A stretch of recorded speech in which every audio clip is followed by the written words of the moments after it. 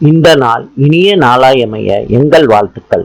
27/7/2026 ஆடி 11 ஜூலை திங்கட்கிழமை, திரியோதசி, மூல நட்சத்திரம். இன்றைய நல்ல நேரம் காலை 6:15 7:15 வரை, மாலை 4:45 5:45 வரை.